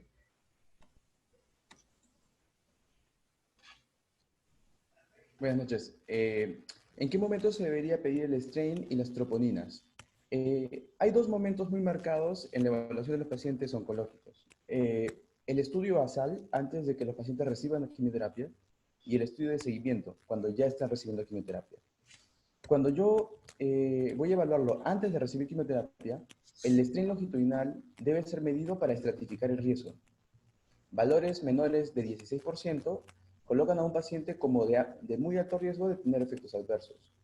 En su estudio basal, tener una troponina elevada lo clasifica como un paciente de alto riesgo.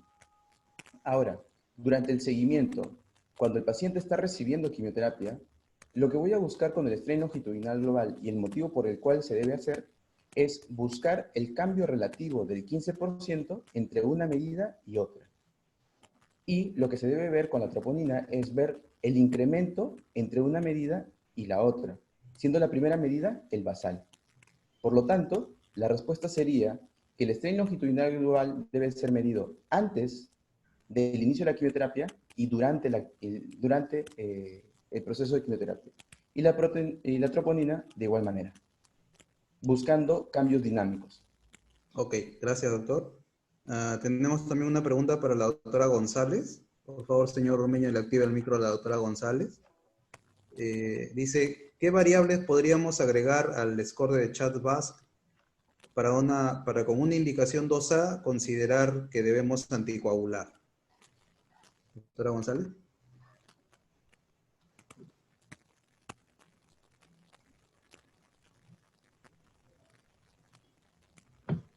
Solamente por insuficiencia cardíaca ya tenemos nosotros la indicación 2A. Si bien es cierto, el CHA2DS2 no es del todo o del 100% el mejor score, existen otros scores, ahora incluso podemos nosotros utilizar los biomarcadores, el ProBNP, la troponina, como para favorecer, pero es en aquellos pacientes que tenemos duda o está en un rango intermedio. Incluso ahora no tenemos, o todavía en la parte de imágenes no está validado en el CHA2DS2. Entonces, nosotros tenemos que hacer, creo, unidad clínica. Si tiene una aurícula dilatada, incluso ahora la resonancia, la cantidad de fibrosis auricular está cobrando mucha importancia en esto de lo que es la valoración del riesgo embólico, ¿no? Entonces, no solamente tenemos el CHA2DS2, que es un score clínico, sino también tenemos imágenes, tenemos laboratorial, los biomarcadores que nos podrían orientar para nosotros decidir con una indicación 1 la anticoagulación, pero no olvidemos que ya fibrilación e insuficiencia cardíaca es recomendable con una indicación 2A. Ok, gracias, doctora. Y una pregunta un poco conceptual para Armando. Con el advenimiento de estos inhibidores. No sé si respondí su pregunta. Sí, doctora, sí. Con el advenimiento de estos inhibidores del cotransportador, ¿tú crees que se refuerza mucho esta idea? Leí un artículo muy interesante al respecto del eje riñón-corazón para la insuficiencia cardíaca y que probablemente el problema comenzaría en el riñón y no en el corazón. A ver, ¿qué opinas, hermano? Tema bastante, diría, conceptual. Por ambos lados, la diabetes lleva falla cardíaca, la falla cardíaca lleva la diabetes, se entienden como ya condiciones cardiometabólicas. ¿Dónde está el punto de conjunción? Es que un medicamento que se trató inicialmente en la diabetes con poco impacto en bajar la hemoglobina glicosilada, estamos hablando de 0.5 a 0.8%, haya podido tener beneficio, por lo menos ahora en el fenotipo reducido de la falla cardíaca y en los impactos en la diabetes claramente identificados, ¿no? Ya no solamente centrándonos en bajar glicemia y en lo que significa daño microvascular. Probablemente esto parte a lo que significa especulaciones y suposiciones. El hallazgo se ha definido como una serendipia, es una de esas cosas que suelen cada 100 años aparecer, pero por ahí pueda en algún momento plantearse algunas otras cosas, ¿no? Hemos ido de paradigmas hemodinámicos en falla cardíaca, de paradigmas anatómicos, hemos ido al paradigma neuromoral actualmente bien consolidado y ahora tenemos probablemente un paradigma interesante. Y que probablemente también Clara nos dé algún esbozo al respecto. Pero sí, yo creo que son puertas de líneas de investigación y sobre todo de conceptos. Gracias, Armando. Y ya para finalizar las preguntas, acá tengo una pregunta más para el doctor Quispe. Dicen, ¿cuál es el tratamiento de prevención de la cardiotoxicidad? ¿Existe un tratamiento preventivo? Sí. Bueno, el tratamiento cardioprotector se va a ofrecer a los pacientes que progresan del estadio A al estadio B. Es decir, es un paciente asintomático que tiene una alteración estructural. Que básicamente lo que se va a encontrar es una alteración del estrés longitudinal global. Si el paciente se encuentra en seguimiento y el estrés longitudinal tiene una reducción en un 15% relativo, ese paciente se clasifica como una disfunción subclínica del ventrículo izquierdo y es tributario de cardioprotección con beta bloqueadores o con inhibidores de la ECA. Con respecto a esto, se debe recordar que la fisiopatología responde bastante al estrés oxidativo y los fármacos que están dirigidos a estos grupos son aquellos que tengan propiedades antioxidantes, como por ejemplo el carvedilol y el enalapril. Ok. Bueno, les agradezco a los expositores por sus charlas muy versadas, muy interesantes.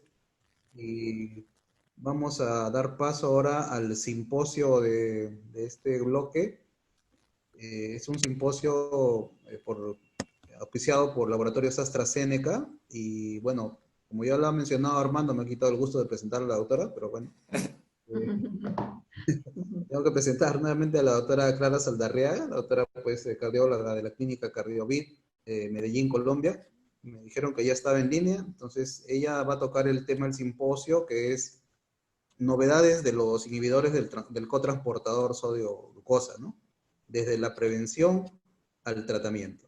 Entonces, doctora Saldarriaga.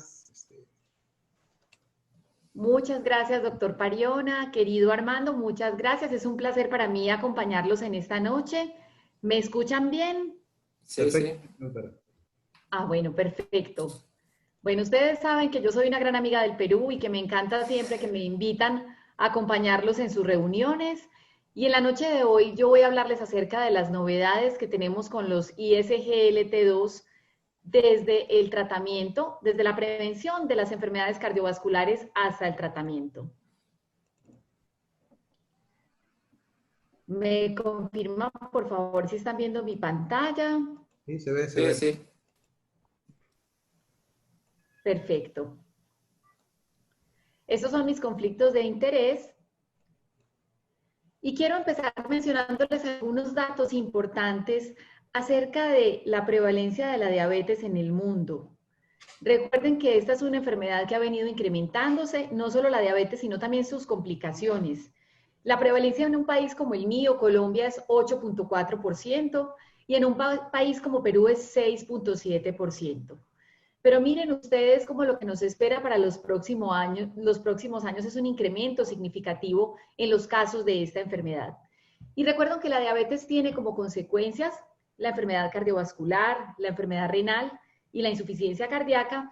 Y la insuficiencia cardíaca es esa consecuencia en la cual no hemos logrado ser lo suficientemente eficientes a la hora de reducir su aparición. Y recuerden que la idea de esta reunión es entender que la diabetes es mucho más que la glucosa. En Perú, por ejemplo, los pacientes tienen una alta carga de comorbilidades. El 52% de los pacientes son obesos, el 74% tienen síndrome metabólico y hasta el 62.8% tienen hipertensión arterial. Y miren ustedes que en Colombia nosotros también tenemos unos datos de nuestro Registro Nacional de Insuficiencia Cardíaca, donde logramos demostrar en 52 centros de diferentes regiones del país, donde logramos registrar 2.528 pacientes, que 1 de cada 4 pacientes con insuficiencia cardíaca en nuestro país es diabético, y adicionalmente 3 de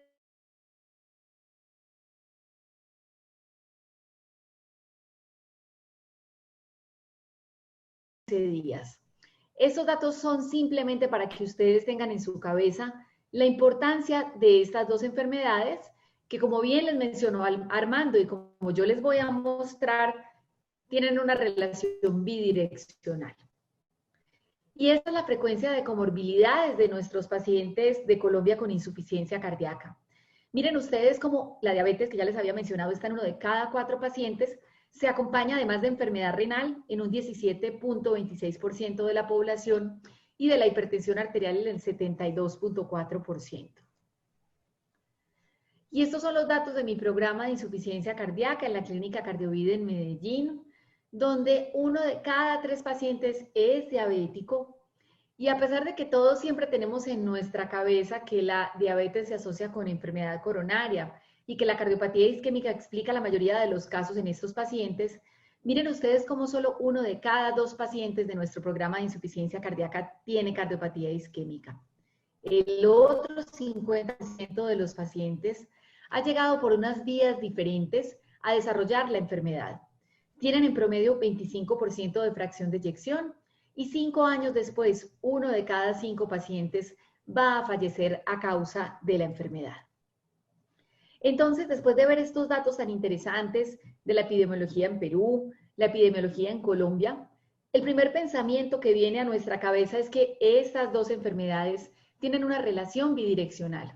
Yo puedo llegar desde la diabetes a la insuficiencia cardíaca y a la vez puedo llegar de la insuficiencia cardíaca a la diabetes. Y ese es el planteamiento que ha hecho que se desarrollen medicamentos como los ISGLT2.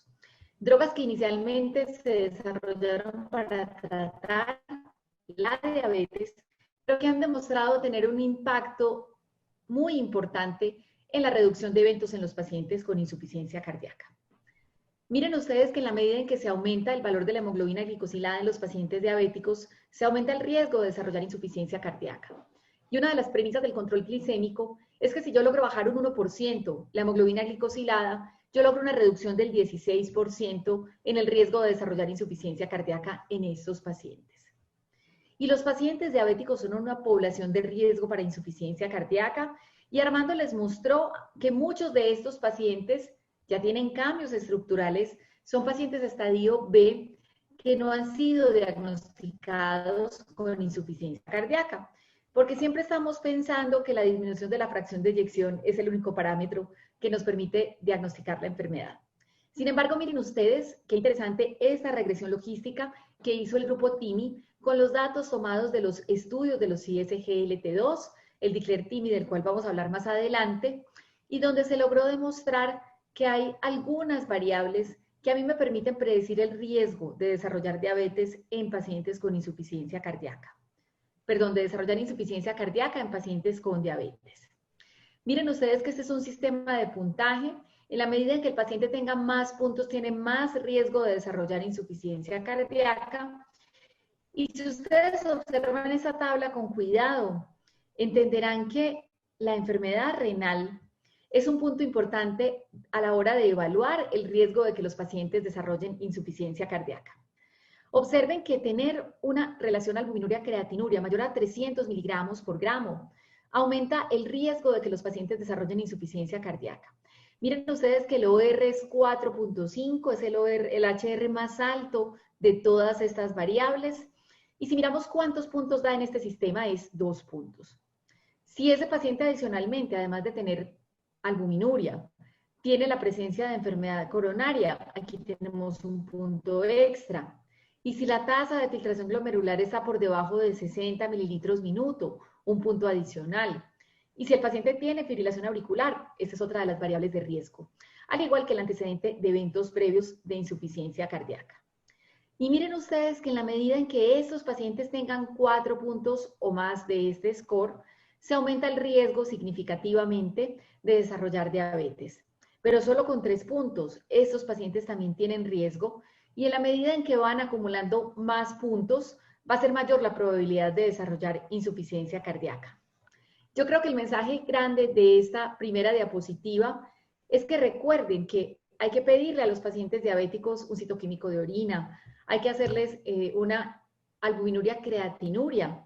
Hay que estar atentos porque la enfermedad renal está directamente relacionada con el riesgo de desarrollar insuficiencia cardíaca en esta población. Y yo también puedo pasar de ser un paciente de insuficiencia cardíaca a desarrollar diabetes. Este es un fenómeno que nosotros observamos con relativa frecuencia en la población de nuestros pacientes de insuficiencia cardíaca avanzada.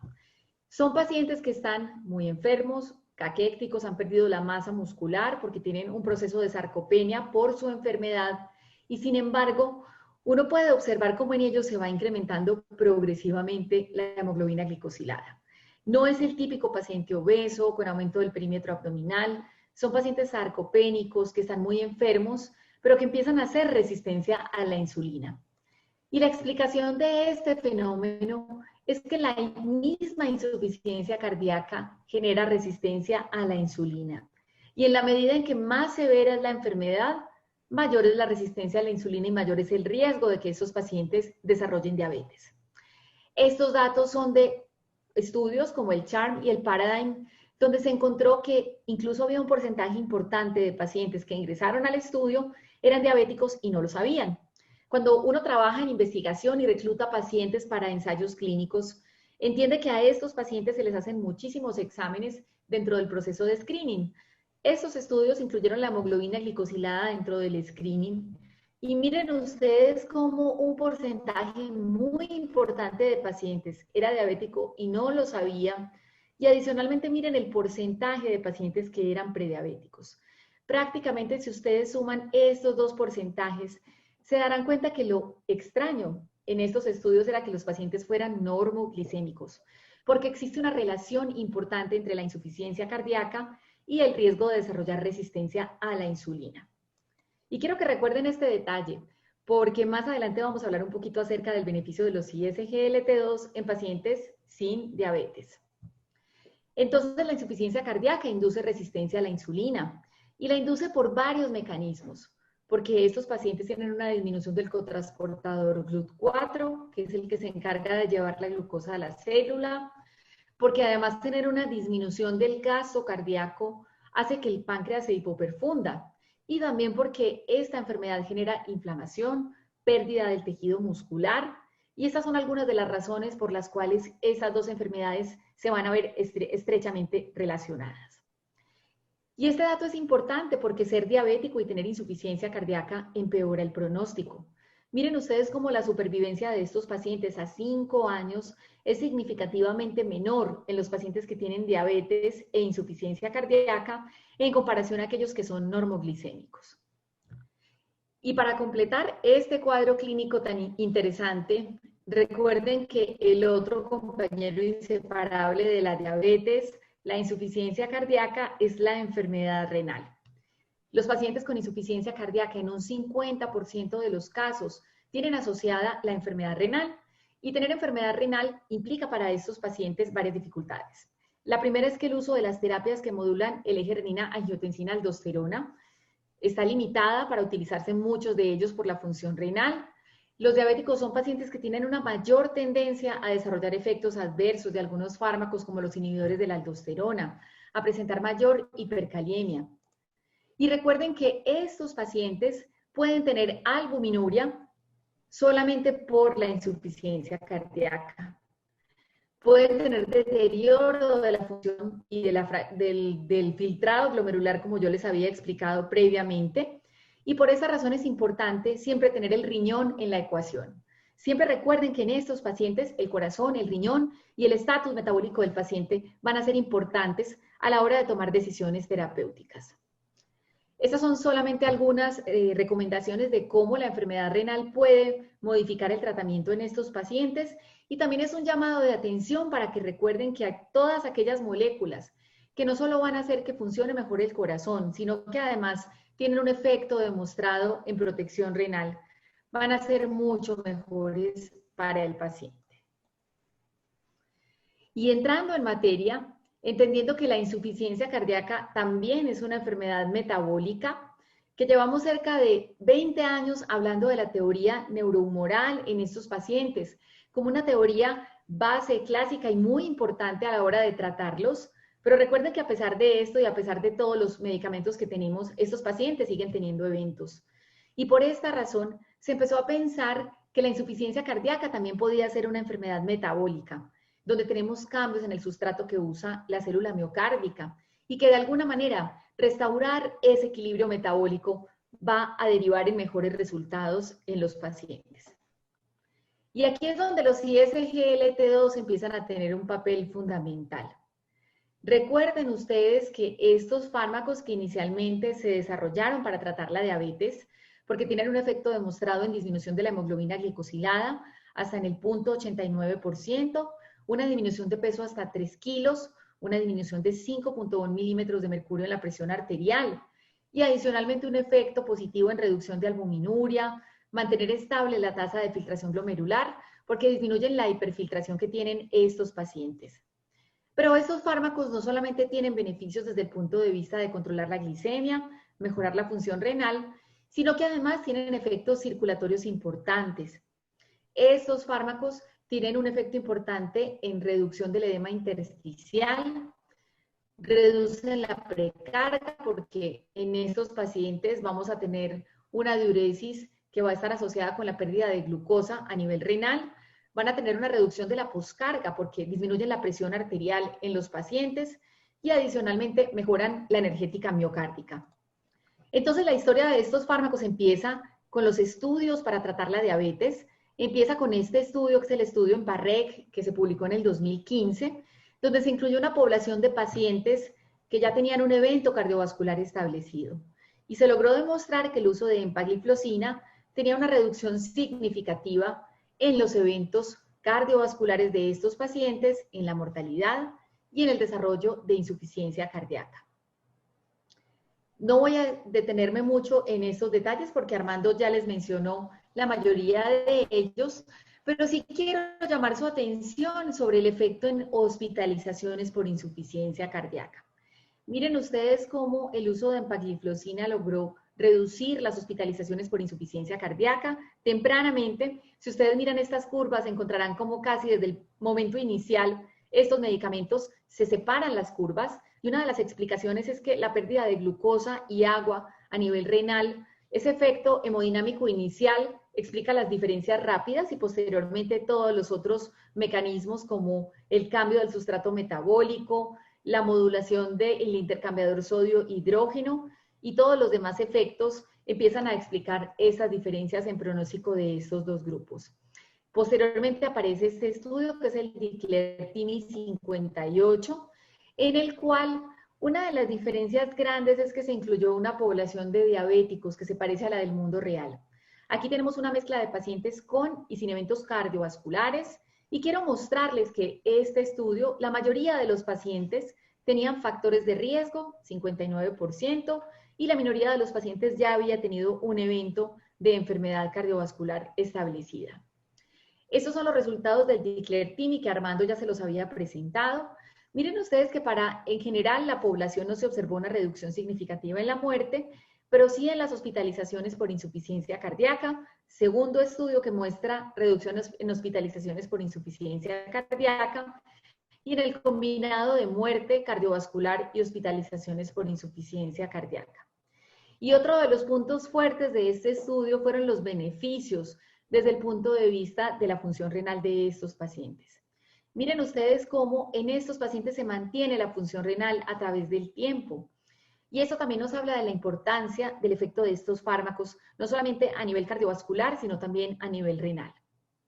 Este es el compuesto de muerte más hospitalizaciones por insuficiencia cardíaca, nuevamente significativo. Y esta imagen es muy bonita porque es la mejor manera de explicarles a ustedes que en aquellos pacientes que ya tuvieron un evento cardiovascular, definitivamente la dapagliflozina demostró una reducción significativa en las hospitalizaciones y en la muerte cardiovascular. Miren ustedes cómo en la medida en que los pacientes tienen menos eventos cardiovasculares cuando solamente tienen riesgo, no han presentado un evento. Miren cómo aquí el beneficio de la mortalidad ya no es tan importante, pero sí los dos desenlaces de este estudio que son significativos, independiente de la población que ustedes quieran analizar, con, sin infarto, sin enfermedad cardiovascular, es que persiste el beneficio en las hospitalizaciones por insuficiencia cardíaca y en el compuesto renal. Hay otras moléculas de esta misma familia que han confirmado este beneficio en reducción de hospitalizaciones por insuficiencia cardíaca, no así en mortalidad. Por ejemplo, estos son los datos del estudio CANVAS con canagliflozina, nuevamente donde les muestro que se observó un beneficio en disminución de hospitalizaciones por insuficiencia cardíaca, más no una disminución en la muerte de causas cardiovasculares.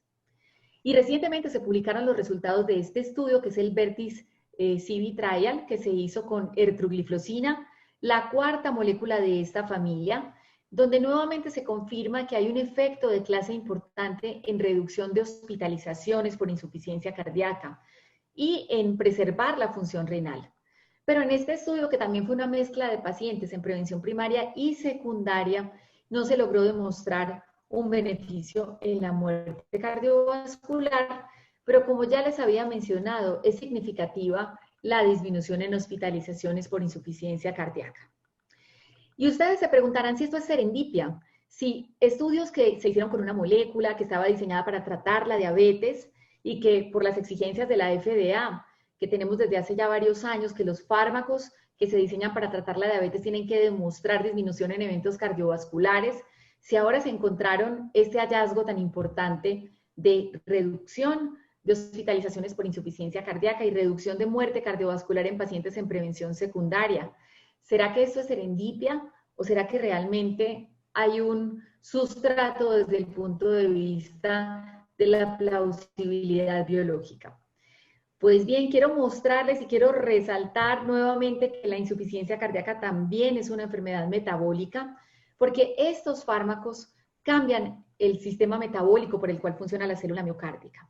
Recuerden que el corazón tiene una flexibilidad metabólica. Una célula miocárdica sana puede trabajar con ácidos grasos o puede trabajar con glucosa, pero en la medida en que ese corazón se enferma, pierde esa capacidad de ser flexible, solamente va a poder trabajar con ácidos grasos.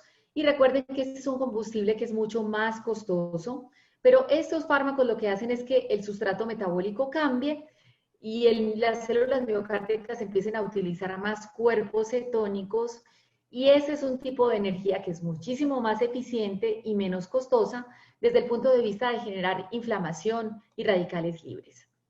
Y sabemos que los ISGLT2 tienen efectos en el remodelado reverso del corazón. Estos son los datos del EMPA-HEART que se publicaron el año pasado, en el 2019, donde miren ustedes cómo los pacientes que reciben placebo prácticamente no tienen cambios en su estructura miocárdica, pero aquellos pacientes que reciben empagliflozina presentan una disminución significativa en la masa ventricular izquierda. Y este es un hallazgo muy interesante porque casi todas las drogas que han demostrado disminuir el remodelado en los pacientes con insuficiencia cardíaca, además se relacionan con una disminución en la mortalidad. Entonces, después de tener esta información de que los ISGLT2 y dapagliflozina tienen un efecto importante en prevención del desarrollo de insuficiencia cardíaca, como lo dicen las guías, pues el siguiente paso era hacer un estudio en insuficiencia cardíaca para demostrar si toda esta teoría que yo les acabo de mostrar de la modulación metabólica, de los diuréticos inteligentes que permiten que se pierda agua, sodio y glucosa a nivel renal, y de todos los efectos sobre la vasculatura, si todos estos efectos además podían servir para tratar a pacientes con insuficiencia cardíaca. Y aparece este estudio que se presentó en el 2009, es el estudio DAPA-HF.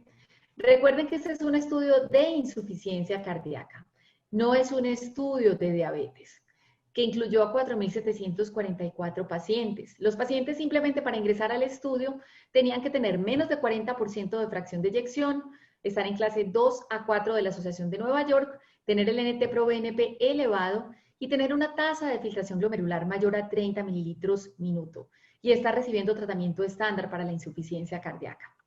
¿Dónde está la diabetes como criterio de inclusión? En ninguna parte, porque para entrar al estudio los pacientes podían ser normoglicémicos, prediabéticos o diabéticos, y realmente este no era un criterio de selección. Pero sí les voy a mostrar que se hizo un análisis de subgrupo muy interesante, dependiendo del estatus glicémico del paciente. Los pacientes se asignaron entonces a cuidado estándar, más dapagliflozina 10 miligramos, o cuidado estándar más placebo. Miren ustedes qué interesante, y por eso yo les había mostrado los resultados del CHARM, del PARADIGM y de mi clínica de falla cardíaca. Miren ustedes cómo en este estudio lo más frecuente es que los pacientes tuvieran algún tipo de alteración desde el punto de vista del metabolismo de la glucosa. Pacientes diabéticos, 41.8%, pacientes prediabéticos, 36%. Si ustedes suman estos porcentajes, ya vamos por el 77%. Y solamente eran euglicémicos el 18% de la población. Este estudio incluyó principalmente pacientes clase funcional 2. Y este es un detalle muy importante porque yo estoy convencida que hay drogas en la insuficiencia cardíaca que están diseñadas para iniciarse tempranamente y otras para iniciarse en momentos y estadios más avanzados de la enfermedad. Estos fármacos, entonces, yo estoy convencida que el efecto principal es en pacientes clase 2, cuando la enfermedad está empezando. Se incluyeron entonces pacientes que en su mayoría eran clase 2, y este estudio, que tuvo un seguimiento de 24 meses, tenía como desenlace primario mirar la muerte cardiovascular o el empeoramiento de la insuficiencia cardíaca. Y el empeoramiento de la insuficiencia cardíaca incluía que el paciente se hospitalizara o visitara la emergencia con la finalidad de necesitar diurético intravenoso. Miren ustedes que se observó una disminución significativa en la muerte cardiovascular o el empeoramiento por la insuficiencia cardíaca, con una reducción relativa del riesgo de 26%. Pero el empeoramiento de la insuficiencia cardíaca se logró reducir en un 30% de la población. Y se hizo el análisis que yo les había mencionado de aquellos pacientes con y sin diabetes. Y miren ustedes cómo, independiente del estatus glicémico del paciente, se observó un beneficio con el uso de estos fármacos. Nuevamente esto ratifica que no importa si el paciente es diabético o no, si tiene insuficiencia cardíaca hay un beneficio del tratamiento de estos fármacos. También se hizo una evaluación del efecto en la calidad de vida del estudio DAPA-HF. Y miren ustedes cómo los pacientes ganaron en promedio más de 5 puntos. Muchos pacientes permanecieron estables y la minoría de los pacientes presentaron un deterioro en su clase funcional. Y esta historia no termina acá, porque el próximo año será un año muy emocionante donde tendremos información de más estudios con dapagliflozina para el tratamiento de la insuficiencia cardíaca, como el estudio de LIVER, que en este momento se encuentra en fase de reclutamiento. Está incluyendo pacientes que tienen falla cardíaca crónica, fracción de eyección mayor al 40%, independiente de la presencia o no de diabetes, y el objetivo primario es evaluar el impacto en la caminata de 6 minutos.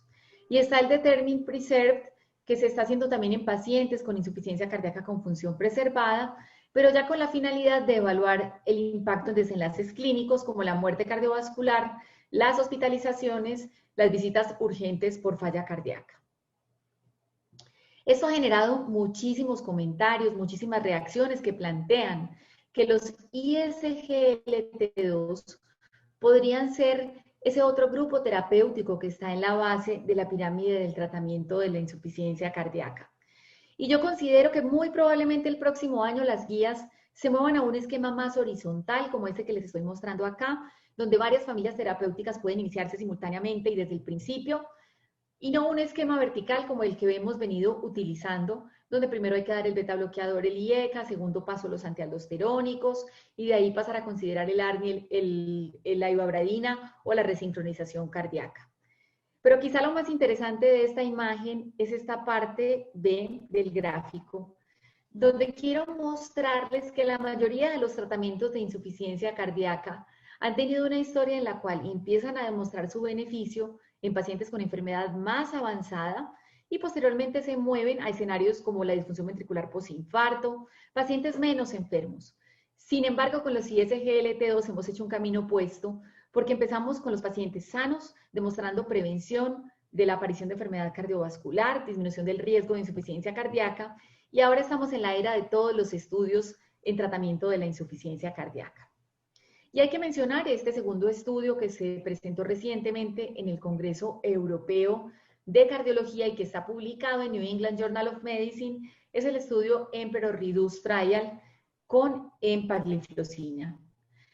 Este estudio también evaluó una población de pacientes similar a la del DAPA-HF. Quizá probablemente las diferencias aquí es que estos pacientes en su mayoría tenían más elevados los péptidos natriuréticos por los criterios de selección de este estudio y tuvieron un poquito menos fracción de eyección en comparación al estudio DAPA-HF.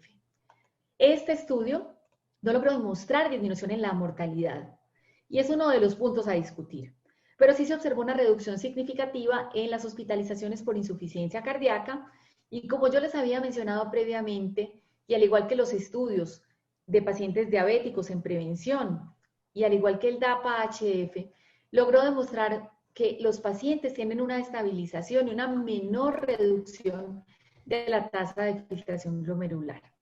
Este es el otro efecto que ha sido consistente en todos los estudios.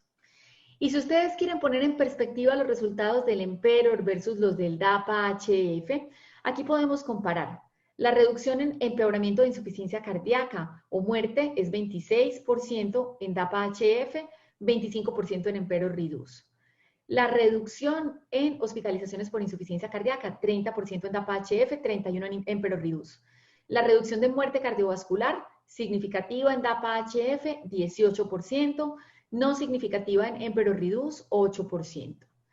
Y en general, la suma de todos los eventos cardiovasculares, reducción 25% en el estudio DAPA-HF y una reducción del 50% en los eventos renales en el Emperor Reduce. Y para continuar la discusión, al día siguiente de la presentación de los resultados de este estudio, Emperor Reduce, sale este metaanálisis que fue realizado por los mismos autores del Emperor Reduce, donde miren que aquí están los resultados para mortalidad del Emperor, que pasa a la unidad. Aquí están los del DAPA-HF, que fueron significativos, y ellos combinan los eventos de estos dos estudios y concluyen que el efecto en mortalidad parece ser un efecto de clase. Esto ha generado mucha discusión y estos son algunos de los puntos por los cuales se plantean que en el estudio Emperor Reduce no lograron demostrar una disminución en la mortalidad. Una de las cuestiones que se plantean es que probablemente existen diferencias entre el efecto de los fármacos o hay diferencias en la población incluida. Yo les mostré cómo los pacientes de Emperor Reduce tenían los péptidos natriuréticos más altos y una peor clase funcional, pero también puede ser que el experimento clínico no haya tenido el poder suficiente para encontrar diferencias. Y finalmente el uso de ARNIS, que fue diferente en los dos estudios, 10% en el DAPA-HF, 18% en el Emperor Reduce. En conclusión, les he mostrado cómo la insuficiencia cardíaca y la diabetes son dos enfermedades que tienen una asociación frecuente y mortal. Cómo existe una relación bidireccional, yo puedo pasar de la insuficiencia cardíaca a la diabetes y de la diabetes a insuficiencia cardíaca. Y cómo la enfermedad renal es ese elemento común de esas dos patologías. Recuerden que a la luz de esta evidencia lo que podemos decir es que los ISGLT2 no son drogas para tratar la diabetes, que además reducen los eventos cardiovasculares, sino que son fármacos cardiovasculares, que además tienen un efecto en reducción de la glicemia. Y recuerden que estos estudios se hicieron en pacientes que ya recibían terapia estándar para insuficiencia cardíaca. Recuerden que esta es una enfermedad compleja donde tenemos varias vías en las cuales es importante actuar a la hora de mejorar los desenlaces. Muchas gracias. Muchas gracias, doctora Saldarriaga. Excelente exposición. No quisiera pasar la oportunidad para hacerle alguna pregunta. Si bien es cierto que estos fármacos queda evidente que tienen efecto de clase, todavía no está muy claro el mecanismo por el cual actúan, ¿no? Porque si nosotros vemos la terapia estándar, pues está la vía de la renina-angiotensina aldosterona, el bloqueo adrenérgico, etcétera. Pero estos fármacos que no fueron diseñados para tratar insuficiencia cardíaca, ahora resulta que sirven para tratar insuficiencia cardíaca. ¿Cuál cree usted que son los mecanismos más probables? Porque yo sé que obviamente no hay ninguno definido, pero ¿cuáles considera usted que son los más probables para producir este efecto benéfico en insuficiencia cardíaca? Doctor Pariona, qué pregunta tan buena. Este es otro de los datos curiosos de estas moléculas. Con todos los otros tratamientos, primero hemos descubierto el mecanismo, Hemos explorado completamente el modelo de cómo funcionan y después hemos encontrado su impacto en resultados cardiovasculares. Y con estas drogas primero encontramos que cambian los resultados cardiovasculares y ahora estamos buscando cómo funcionan. Hay varias respuestas a su pregunta. La primera es el efecto en la pérdida de glucosa, sodio y agua a nivel renal. Este no parece ser el mecanismo que explica todos los beneficios, porque este mecanismo es muy importante al inicio del tratamiento, cuando se disminuye en estos pacientes la presión intraglomerular. Pero en la medida que pasa el tiempo, este no parece ser el mecanismo que explique todos los beneficios. El cambio en la energética celular, el uso de cuerpos cetónicos es la segunda teoría postulada que pareciera tener una importancia grande a la hora de explicar sus beneficios, pero finalmente la teoría más promisoria parece ser la del intercambiador de sodio-hidrógeno. Casi todos los investigadores coinciden en que este parece ser el mecanismo más importante de todos los que les acabo de mencionar, por el cual estos fármacos ejercen su beneficio cardiovascular. Ok, y bueno, una última pregunta. Bueno, ya no hace poco, pero ya hace como 5 años o 6 años creo que salió el estudio Paradigm HF, el cual introdujo una molécula nueva, bueno, media molécula nueva en el tratamiento de la insuficiencia cardíaca, que es el sacubitril. ¿Existe espacio, cree usted, para el uso de ambos fármacos, es decir, para usar los ARNIs y ahora los inhibidores del cotransportador? Totalmente, la respuesta es sí, porque son dos fármacos que actúan por dos mecanismos completamente diferentes. Recientemente se publicó un artículo donde se hace una simulación de qué pasa en un paciente en el cual yo adiciono los beneficios de los ARNI con los ISGLT2 y se ha demostrado que el uso de estos dos fármacos más toda la terapia que ya teníamos previamente logra que estos pacientes ganen hasta 6 años libres de eventos. Adicionalmente ya sabemos que es seguro combinarlos, que en estos pacientes no se aumenta el riesgo de los eventos adversos. Ese también es un subanálisis que se publicó recientemente de este estudio. Entonces sí, yo creo que no vienen a competir, vienen a ser complementarios y vienen a beneficiar a los pacientes. Ok, doctora, le agradecemos muchísimo su participación y bueno, a todos los participantes, invitarlos para el próximo viernes, que ya es el último bloque de este curso, que lo estaremos finalizando la próxima semana. Buenas noches con todos, muchísimas gracias por su atención. Hasta luego. Hasta la próxima.